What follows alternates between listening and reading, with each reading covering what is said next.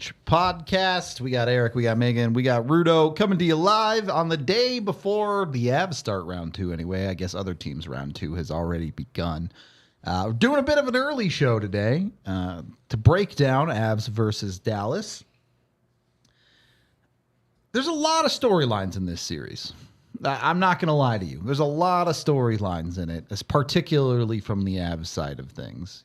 You have Matt Duchene playing for Dallas. That's nothing new. They beat Duchene with Nashville a couple of years ago. You have Pete DeBoer coaching for Dallas. That is a guy the Avs have lost to multiple times. It's also Dallas, a team that they lost a game 7-2 in the bubble. That doesn't even get into the Avs side of things, which includes stuff like Val Nichushkin and Yoel Kiviranta. When you look at this series, are you guys excited or are you guys expecting a grind? Both. Fair? I think it's going to be a hard-fought match. I think no matter who it was, Vegas or Dallas, it was going to be a difficult second-round opponent, but I've talked all year about how well-constructed Dallas is, but the thing holding me back from getting too carried away was they're not battle-tested.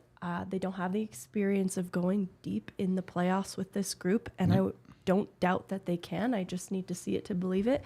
Whereas for Colorado, I think that was something that emerged as a strength of theirs in the first round, was their experience. And so I'm excited to see how some of the young and inexperienced but talented players of Dallas stack up against the headliners of Colorado, who are a little more proven. Yeah, I'm not trying to step on Winnipeg, but I do believe Dallas is going to be a better opponent right now. It is. You're down to 8 teams out of 32.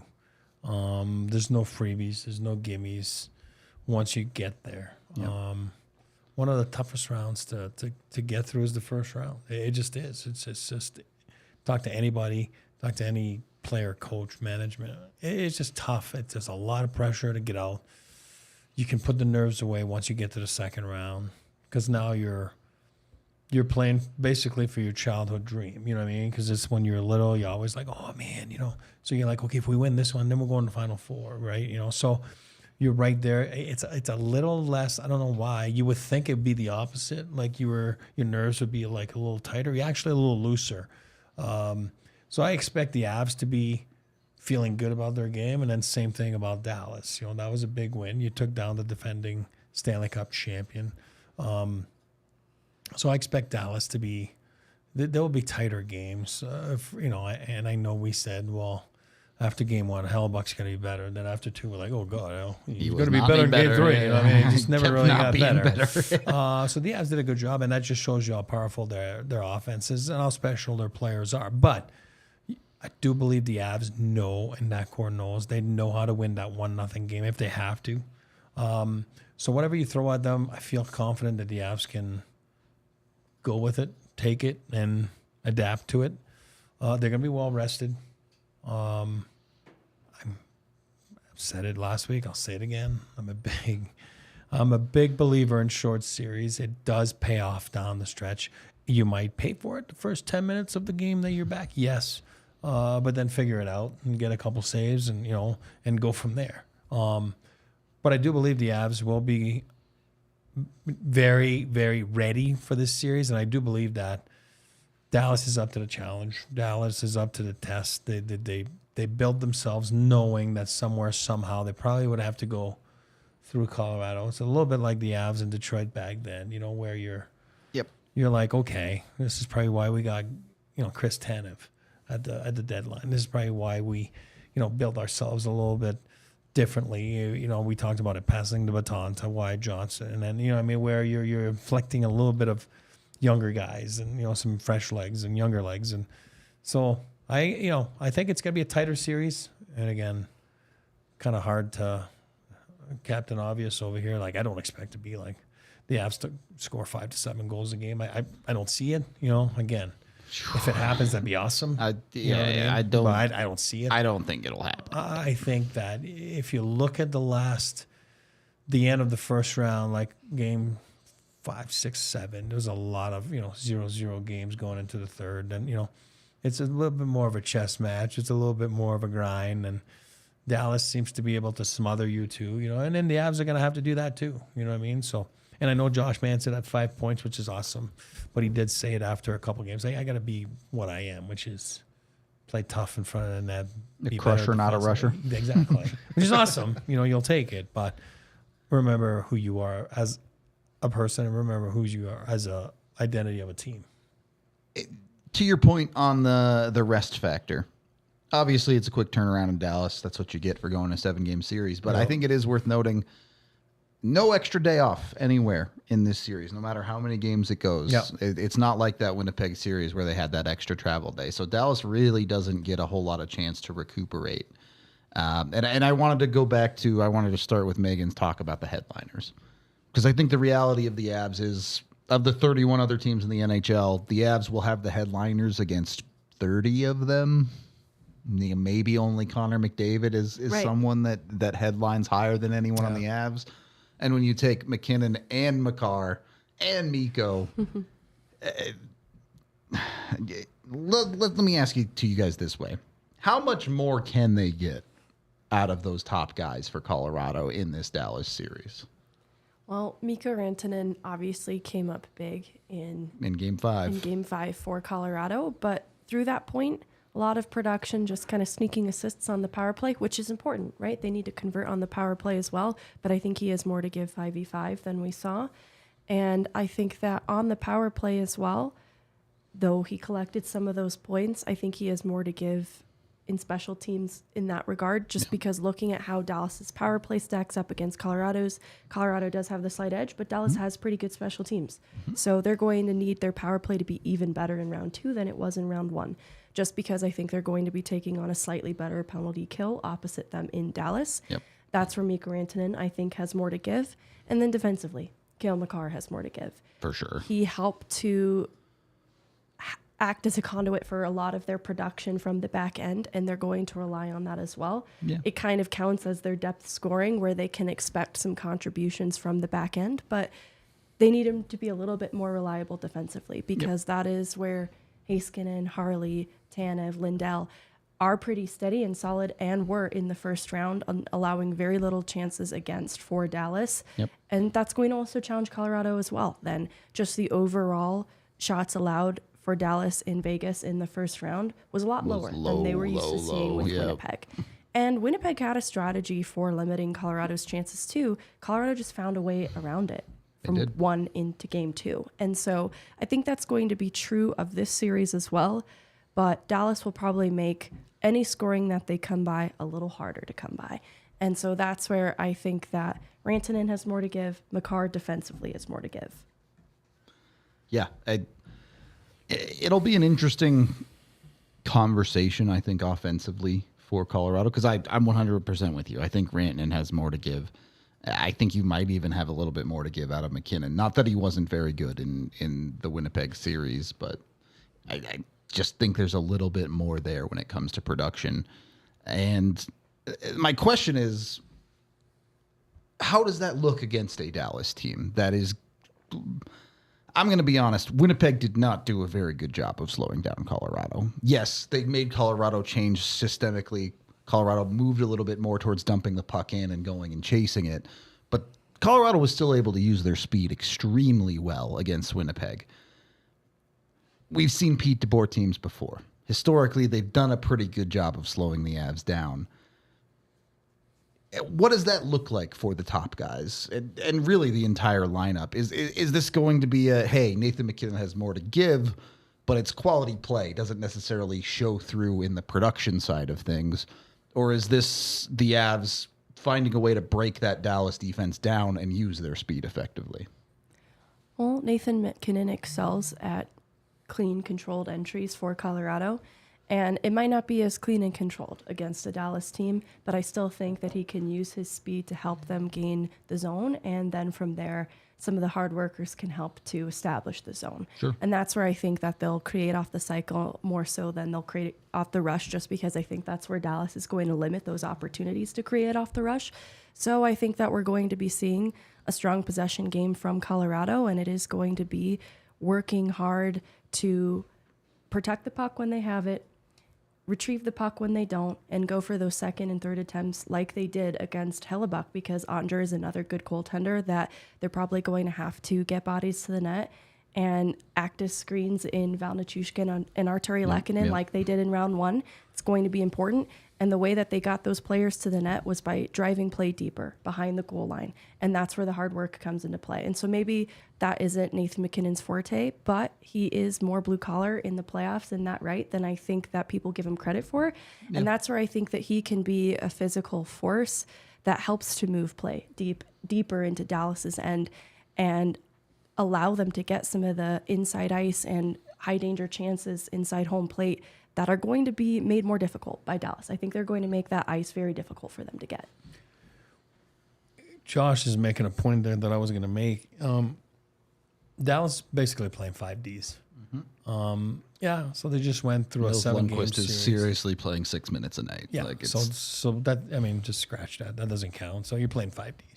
On a 7-game series, they just went through it. Okay, now you're getting some mileage on your players, right? You're getting some mileage on your bodies. Looking at this second round coming up here, I do believe, no offense to the Vegas Golden Knights, the Avalanche are a different opponent than the Vegas Golden Knights. Vegas were content to play real slow. I didn't think there was any pace to their game. I didn't like Stone. I didn't like Hurdle. I didn't like. Did I say Hurdle? Yeah, Hurdle. I didn't like. Eichel at the end of the series. I Yeah, was a big fan early, and then there was no push at the end. I just so you'll manage 5Ds. You know, I think against the Avs it's a little tough to manage 5Ds in a 7-game series with their Ds activating like they do, throwing stuff at you. It's gonna be a little challenging to play 5Ds and figure of speech. We all know there's 6 Ds out there, but one of them doesn't play. Avalanche got to be smart, and this is where I take the first round about Mac and Mikko. I thought, again, I never look at points because I tell you all the time, you get the good ice, man. If you're good and you get good ice, you're going to get freaking points. It's just the way it is. You know what I mean? So, if you get the shitburger ice and you're a bad player, it's tough. It's tough. Let me ask you about that good ice, though. Is it more important for the Avs to use that good ice to impose their style of hockey on Dallas, or is it more important for them to show that they can win a Dallas-style hockey game? Well, a little bit of both, and that's why I was saying that it's so important for Mikko.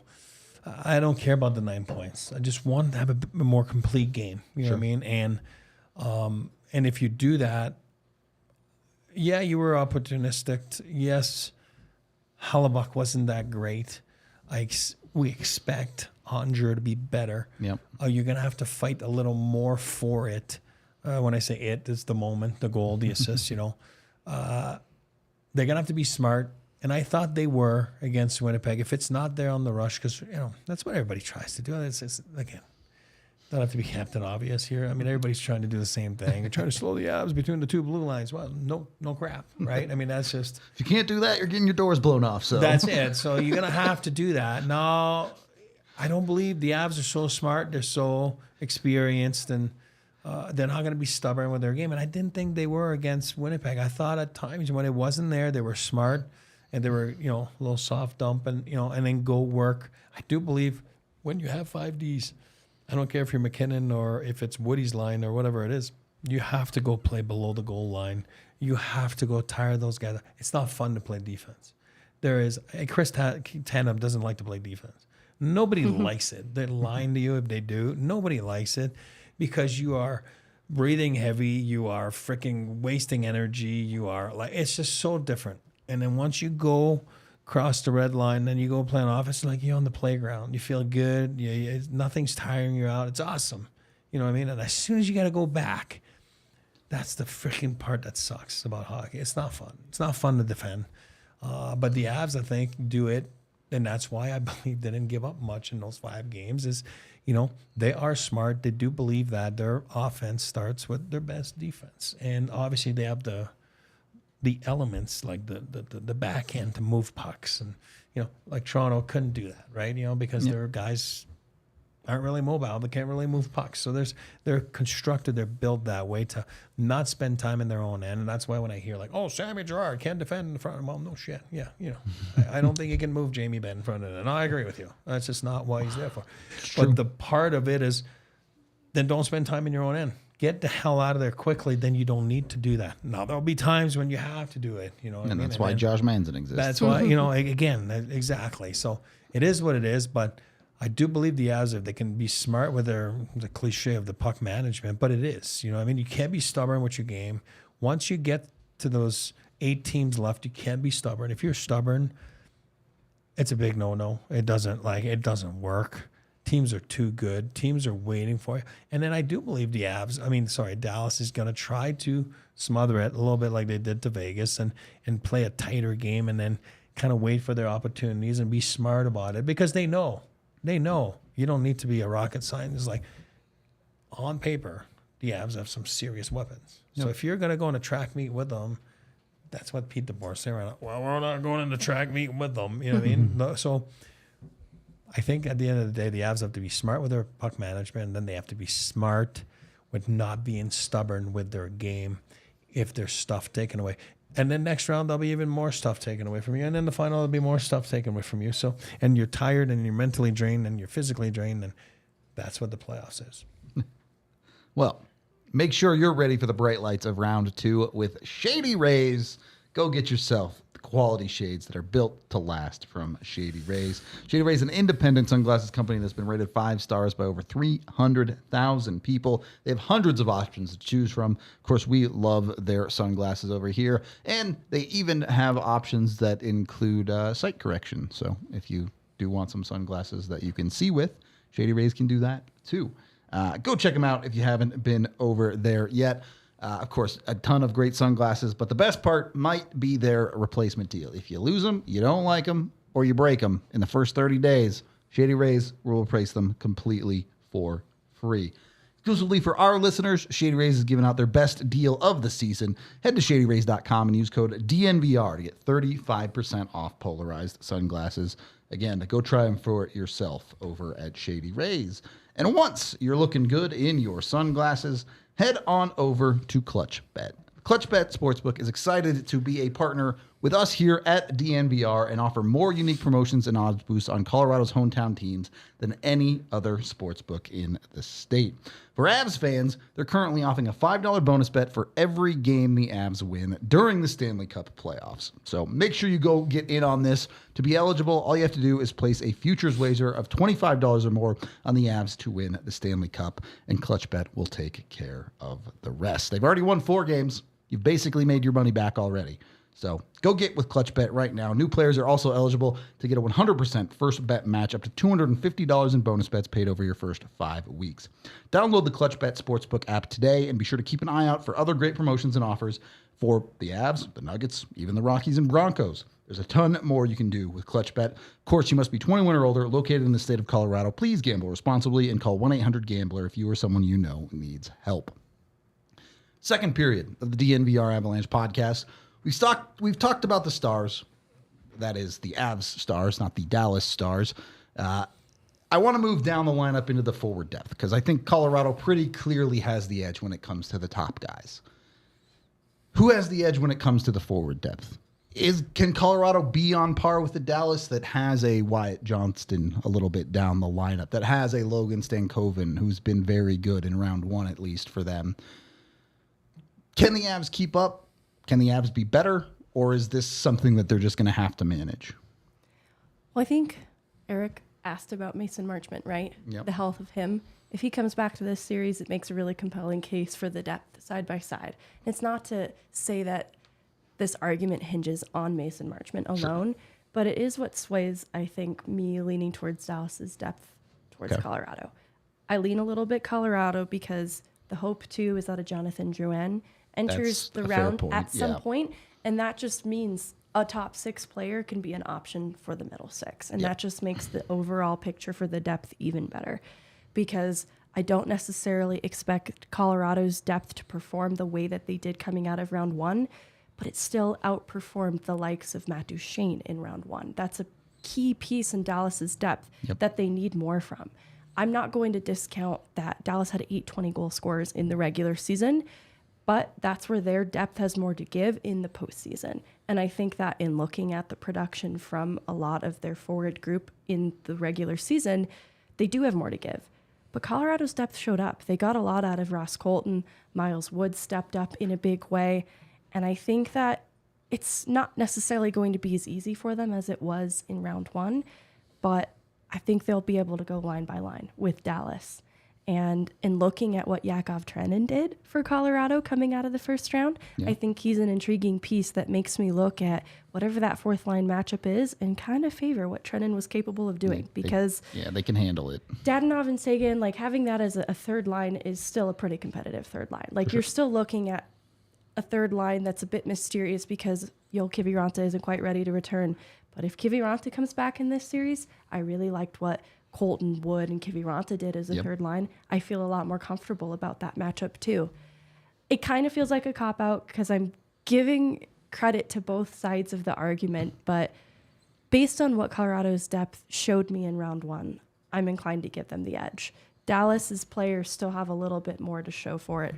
Like, I'm not even going to classify Pavelski as a depth piece, but they have players that typically produce that didn't quite show in round one. And it was a really tight game between Dallas and Vegas. So I think that Colorado is going to try to also play pretty tightly, but Dallas is looking for some more scoring from other places in the lineup outside of their top six.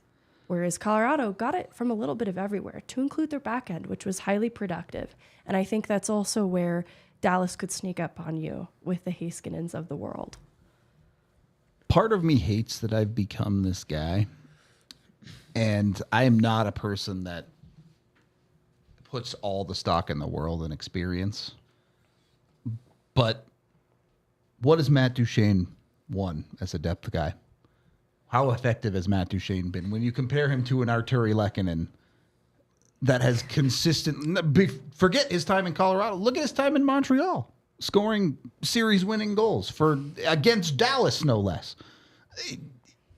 What has Logan Stankoven done compared to someone like a Ross Colton? Not that Logan Stankoven will be a great player. He just doesn't have the experience yet. I mean, even Wyatt Johnston Yeah. is a really young player, and I thought he held his own in the matchups coming out of the Vegas series, but it's going to be a lot more challenging. Like, Casey Middlestat's new to the playoff game, but I think he's got a little bit more NHL experience on the whole under his belt, and also was a player reborn in the playoffs. Like, we still don't know what Casey Middlestat's ceiling in the playoff is. Flanked by that Arturi Lehkonen, and as you mentioned, potentially later in the series could be flanked by a Jonathan Drouin, who's been on some deep runs in his career as well.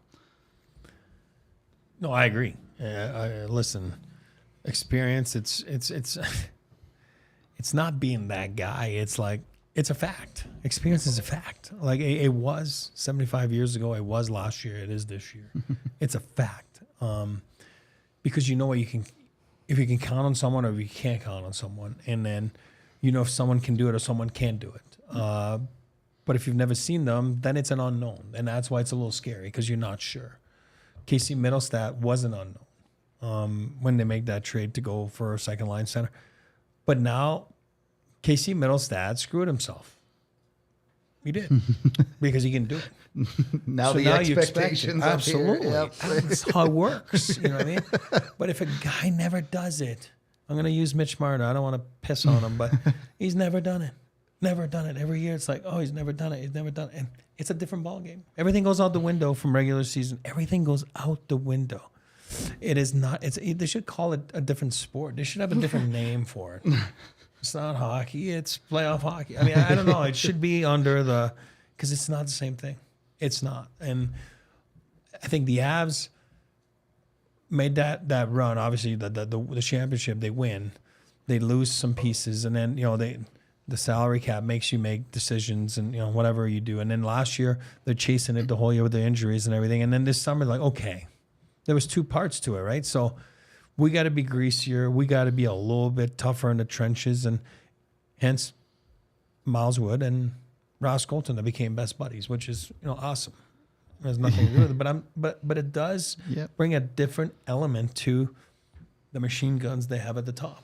Like, it's scary, So now you have those guys that are willing to muck it up, are willing to grease it up. They have speed. They have confidence in themselves. I thought they had a great first round. And then part 2 was the trade deadline. They hadn't told us, but, they knew that LOC was done, you know what I mean, which is fine. But you had to replace them somehow. Like, Yakov Trenin's been unbelievable. It's been unbelievable. That's an unbelievable addition. I still think Duhaime is the guy that, it's got more to give. And like I tell you all the time, it's tough when you play 6-7 minutes. Like it is, so, but he'll find a way. He'll be a key piece here coming down the stretch somewhere. And we're going to be like, yeah, here it is. Mm-hmm. So there's been a couple parts to the Avs to make themselves ready for this, ready to play a different, whatever is thrown at them. Whatever's thrown at them, they can play. You saw Winnipeg a little bit trying to run and gun it a little bit. It's like, good luck. You know what I mean? Now you feel that Dallas is going to be a little bit smothering, and that's why they did their stuff. We talked about it 10 minutes ago, about Tanev and, trying to, tighten the thing up. So I think it'll be interesting, but I think the Avs will be up for the test, and it's going to be interesting to see how they react to what's thrown at them. And to Chet's point here, Dallas is a really good team. Absolutely. The reason we're talking about experience here is not because, experience helps you beat Dallas in 5. Experience helps you win a 1-goal game in Game 6. It helps you win in those clutch situations, whatever you want to call them. Yeah. It doesn't help you body teams. It helps you be that much better than the other team to get through the hard parts of a game, to get through the critical parts to win a series. It's not the Avs are more experienced, so they're going to blow them out. No, that's not what it is at all. So, no, it's you've been in situations, and that's the difference. Like we were talking about Boston in the prediction series, like everybody's a human being, so it's human nature that if you did something wrong the year before and you are in the same spot, it will creep up in your mind and your thoughts. It's just life. It's just life. It's just like, it's just the way it is. So now when you have experience and you've been through it and you know what you did wrong the first time around, it does make a difference. And that's why they say, Oilers back then in the 80s and the Avalanche in the early 20s, like, 2020s, like you'll learn how to win and defeat. You do. You know what I mean? And that just comes with experience. And that's what I mean by experience all the time. And when man, oh man, I'll tell you, when guys have never delivered and then you just wait for them to deliver, usually they end up not delivering. I don't know why. It's always been that way. But when you're built with some guys that are your core guys and everything, and they're not, the Avs have delivered. Yep. There's no ifs and buts. They do. They delivered in the first round again. They'll deliver again this round. That's just the way they're built. That's who they invested their, the money in, and that's who I'm talking about the management. They invested the money and they invested into the people that they are and to the athletes that they are, which is they've wanted to taste it. They tasted it. They felt it. Now they want to taste it again. And that's where they're way ahead of Dallas, because Dallas, who's won a cup in there? Sagan when he was 18. I don't even know who else, like honestly, on top of my head. That might be it. I don't think there's too many others. And people say, some people will at the trade deadline. It makes a difference, man. I don't get it. Pat Maroon can't skate, can't play, because he can't. I'm just being honest. But being around there and being on the bench and just saying things and, it just calms things down. So I don't know who that is for Dallas, because I really don't, Pavelski. Yeah, but he's gotten close. He's gotten close. That's why he's got, again, he qualifies as experience. He's just never, you can't blame just the one guy. It's a team sport. But yeah, so he's gotten close. He's gone to the finals and lost. He's gone to, you know what I mean? So it is a big, so you can't dismount that. Like you have to always respect the experience factor for all those reasons.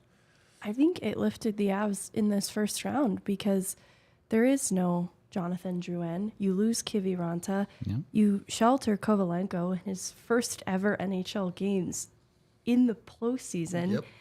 And you're able to do that, I think, because of the experience. I think Ross Colton and the experience that he brought from Tampa had a huge impact on the course of the series, to include what he was able to do with the third line and the success that they had. After game 1, the attitude in talking to Ross Colton was so calm. There was no panic, And he took complete ownership of the Avs game. Instead of looking at Georgiev's performance and showing any ounce of panic, he said, we just have to help Georgiev more. And I believed him. There was something so genuine about how he said it that I believed he can help Georgiev better. He can pull this off. Because I frankly thought the Avs played great in front of Georgiev in game one for the most part. And it just was a really tough goaltending performance. But to hear Ross Colton after that immediately just rise to the occasion and say, we just have to help him even more.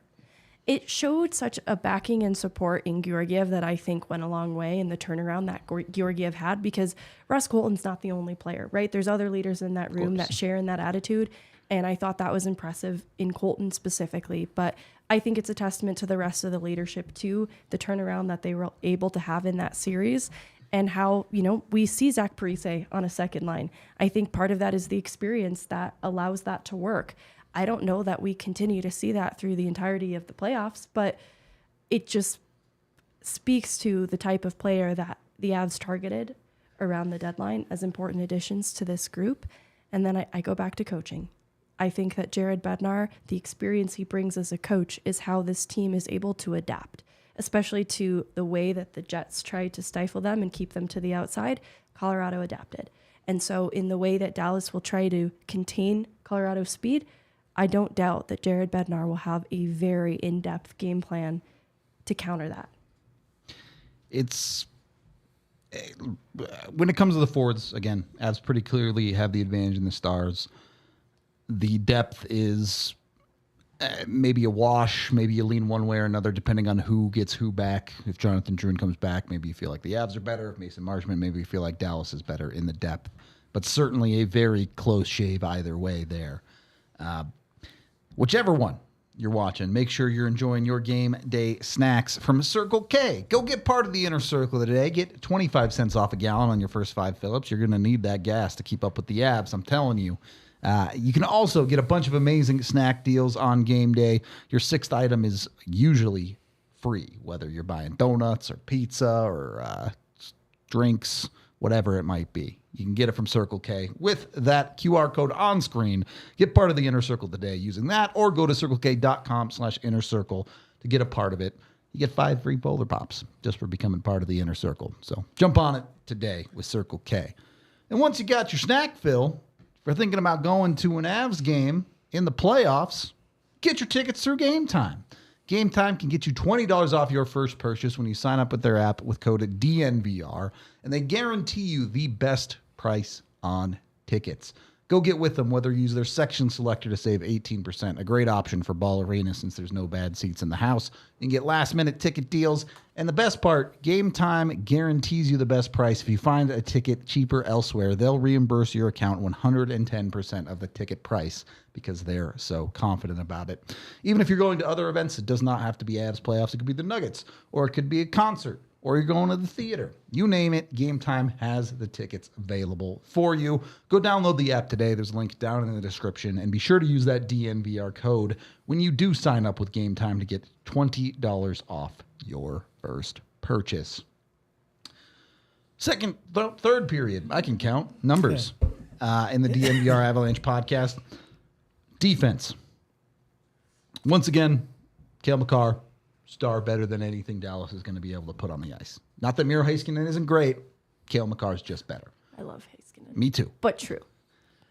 But the defense as a whole, Heiskanen, Lindell, you have some experience with Orion Suter down the lineup.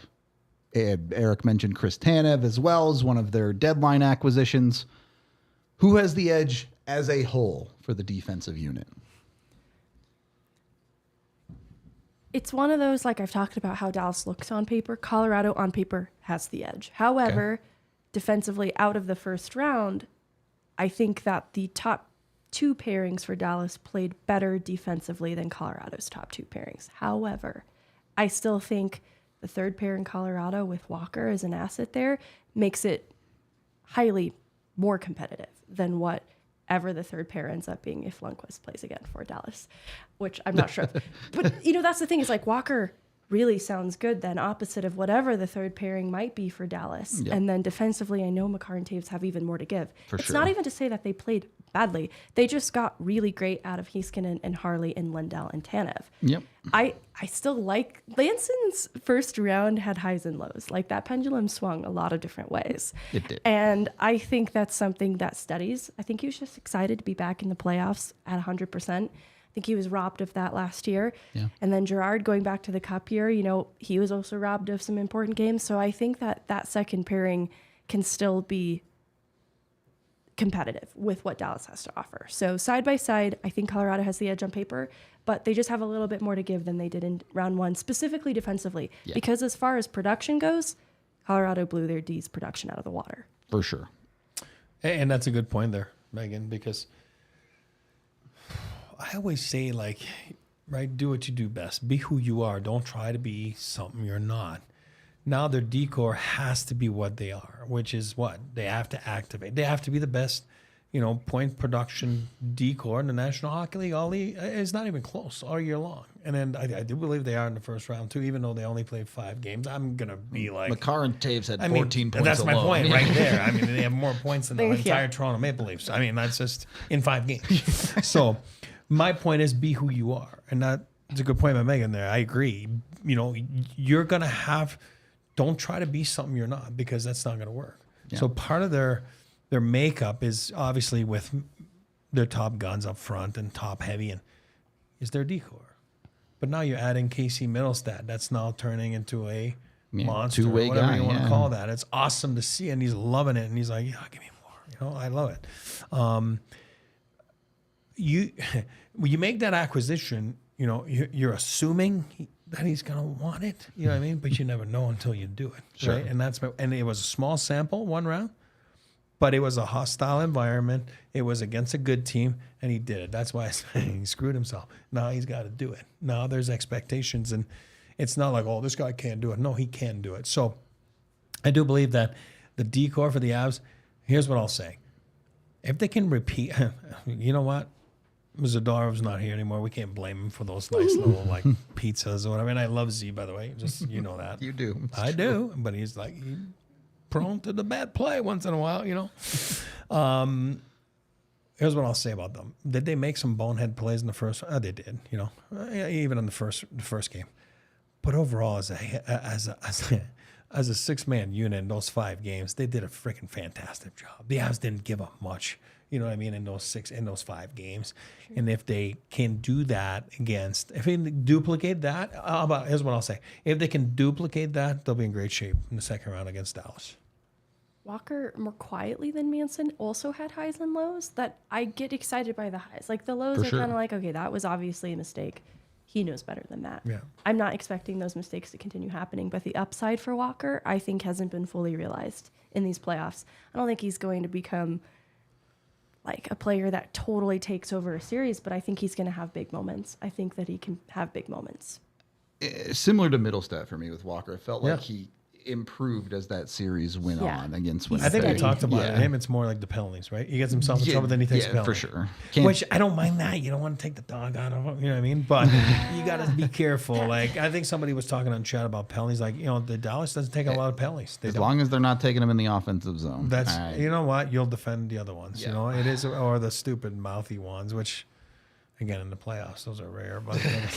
But you want to make sure that they don't take a lot of penalties. So just to switch subjects a little bit, like, you're not going to get that many power plays, then you better friggin' connect on them. Because True. it's you don't have time True. to just feel your way in. Like, oh, we'll wait till the next one. It might never come back. So you might have won that game. At Mikko Rant. My Straight point. up. Thank you. He's got to be the guy there. Yeah. There's no doubt on that one. Last thing, and a couple other things, but last positional thing, goaltending. Georgiev and Ottinger really had fairly similar regular seasons this year, both underperformed by quite a bit.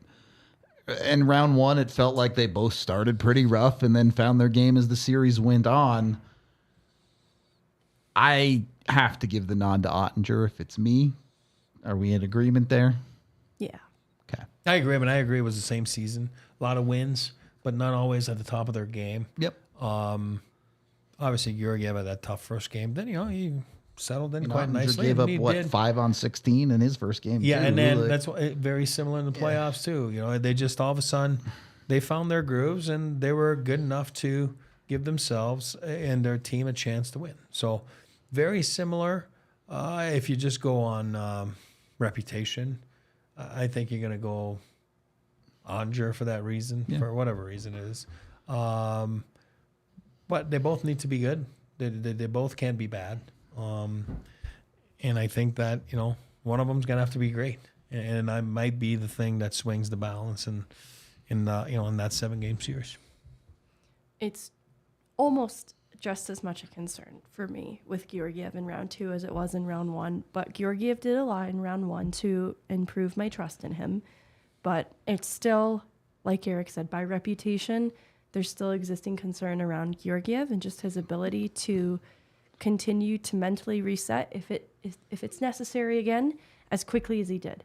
That was what was most impressive and honestly changed my mind about him a little bit. Not so much that I'm going to be blindly confident about Avs goaltending in round 2, but I have more confidence than I did entering round 1. I just want to bring something up on chat, Nathan, there. Like, we're not bashing Dallas about experience. I'm saying if you're comparing the two, once you've won, there's a big difference. Dallas, they've never won as a team. In 2020, with all respect, it was a freaking weird year for all the reasons, for all of us personally, livelihood. I mean, I don't put any stock in 2020. It wasn't hockey. You're sitting in a hotel room and you go in the locker room, you go play a game. It really, and I'm not downplaying the Tampa Bay championship. I'm not. But it was a weird freaking thing. Like, Montreal, was, you know what I mean? Like, right there, and it shouldn't have been in the playoffs. It was such a messed up year, 2020. But that's what I mean by it. And I understand that they just beat the Stanley Cup champions, but you got to remember, they weren't, again, look at the Avs last year. They got beat by Seattle Kraken. Is the Seattle Kraken like an awesome team because they beat the Stanley Cup champions? No, the Avs were beat up. They were, so Dallas did what they had to do. VGK had a short summer. They had guys in the lineup that didn't play freaking all year or whatever it was. They hadn't played in months, and it showed. You know what I mean? And they were a little bit out of sync. So look, no one's saying Dallas is a bad team. No, if Dallas exactly. wins this series in 6 games, I don't think any one of us would be surprised. Exactly. None of us had this going fewer than 6 games out of respect to the opponent. And I think that there's credit to Dallas in the experience that they're building. Like, they lose the Western Conference Final to Vegas last year, and now they defeat Vegas to move on to round 2. Yep. I think that people can appreciate the growth that the team experienced, but also acknowledge that the exit Dallas experiences last year is because of a lack of experience. Their young stars, to include Onger and Net, struggled to rise to the occasion. I still think that the upside of Robertson and Ottinger is higher than we've seen fully realized, but I also think the experience is being built in real time. And let's be real. They got to play Seattle in round 2 last year. Not that Seattle's not a good team, but that is a path to the conference finals for Dallas that did not go through the firepower of a Colorado. Again, fair enough. They're entirely capable of being a conference finals team again. They're entirely capable of beating the Avalanche. I don't think anyone would say that absolutely this is a surefire lock for Colorado. But when you look down to it, as Eric likes to say, you can talk about winning or you can be about winning. That's it. I don't know that Dallas has a lot of guys that are about winning. And I think Dallas could get there. Dallas could, down the line, have a guy like Jay Robertson be that.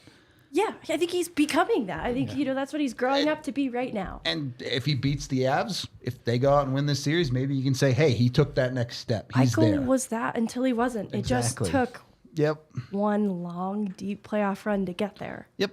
Somebody mentioned St. Louis. Like, exactly.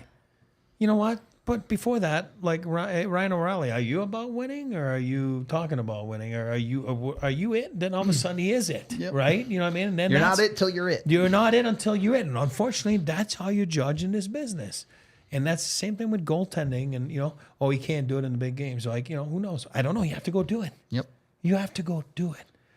Go look. Turn on your freaking Twitter today about like Toronto. It's all about that, like Marner and Nathan McKinnon didn't win shit for the longest time until he did it. until he did it. That's right. And the conversation was, the Avs couldn't get out of the second round until they did. And I'm not saying that Dallas can do it. That's what I'm saying. I'm not saying Dallas can't do it. You're just quoting McKinnon. I'm just You're quoting good. him. I'm not saying Dallas can't do it. I didn't say that. I'm saying a fact for a fact. Like they haven't done it. The Avs have done it. So right there, you have an advantage because you've done it.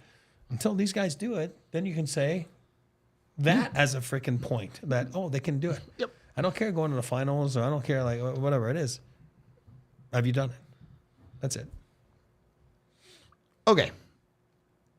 The last thing that I wanted to touch on, the coaching matchup. Pete DeBoer is up 2-0 on Jared Bednar in series. He's also Pete DeBoer in his second year. Traditionally, his teams get worse the longer he coaches them when it comes to their playoff runs. Pete DeBoer is also 8-0 in Game 7s, which is incredible. Is it the Avs' time to solve Pete DeBoer? Or does Pete DeBoer just have their number? Go ahead. There's no better time than the present. And this is with full respect to DeBoer. Like, I look at why the wild card Seattle team last year was such a challenge for Colorado outside of all of these stacking circumstances around injury and absences. I thought Haxtell prepared his team very well for Avs. And I think Pete DeBoer prepares his team very well and, like, has the Avs number. He kind of knows the anecdote to counter Colorado's attack pretty well. And so it's up to his players to execute that too. But I think this will be just as much a coaching battle as it is a battle with the talent on either side. It's not going to be easy either way. I'll tell you that right now. I do believe experience plays a factor too, but Bednar's got experience. DeBoer's got experience with his sidekick there. I'm having a hard, whoa, what's wrong with me here? Spotter, Steve Spott. Gabe Landeskog's junior coach, he's been with them forever. Those two go a long ways, and you could see after the game yesterday was the big hug right on the bench there. Those two are salt and pepper. They're always together, right? So it's been a long journey for Pete DeBoer. He's never won, but he's been there. I do believe experience coaching-wise. You've seen situations, you've reacted to situations, you have your beliefs and stuff that works and doesn't work. So it will be interesting to see those two teams, because of both teams have a crap ton of experience behind the bench. Bednar's got to be the second longest tenured coach right now? I think third. With the same coach. We got Sully in Pittsburgh. Sully and Coop. Coop, still there. Yeah. So 3. I'm not talking about total games. I'm talking about with the same team. So he knows his team. Pete DeBoer knows the game, knows the league. It's going to be interesting to see how they adapt and how they go at each other. And, there's a lot of mind games, a lot of games within the games. As it gets more magnified. Now there's only 4 series. It's not 8. So everybody's watching those 4 series. And then it goes down to 2. And then it goes down to 1. And, so everything you do is magnified. And those guys have been there. So it'll be interesting to see. And, you're given an A before the series starts to both coaching staff, because they've been there. Yep. We're expecting a close series, and however that plays out, if the Avs are going to win it, they have to slay some demons, whether it's Dallas, whether it's Pete DeBoer, whether it's winning at home or winning a Game 7. It's never an easy path. Either way, if Dallas is going to win it, they have to go slay some of their own demons. Valerie Nichushkin, who we hardly talked about in this, was unbelievable in round 1 for Colorado. I don't know. It could go either way. I think we all had the Avs in 6. Does that make us homers? Maybe. Or maybe the Avs go win in less than that. I don't know. That's why we have to go watch the games. Any final thoughts from either of you before we get out of here? No, I'm excited because, like I said, you're down to 8 teams. So it's, you know what? It's a privilege. Not only is it a privilege to be part of the 8 teams, but it's also a privilege to welcome that pressure that comes with it. Like I said earlier, it's a different pressure. And usually those guys love it because it's not, I don't know why, the first round you are so frozen. And then by then you're like, okay, we're through this. Now let's go, and then it's all gravy, basically, the rest of it. And that's how you got to take it and enjoy it and enjoy the moment and have fun with it. They're de-thawed. I'm here for it. All right. I guess that's going to wrap up this series preview. Game 1 is tomorrow. You know, we've got you covered with pregame watch along and postgame there. We'll also be posting the rest of our round 2 series previews today. So make sure you're going and checking those out. Already have ones out for Canes, New York, and Vancouver, Edmonton. So go watch those on these YouTube channel. Go check out all our other content on the DNVR.com. We appreciate y'all, and we'll talk to you tomorrow. We all silly like the mayor.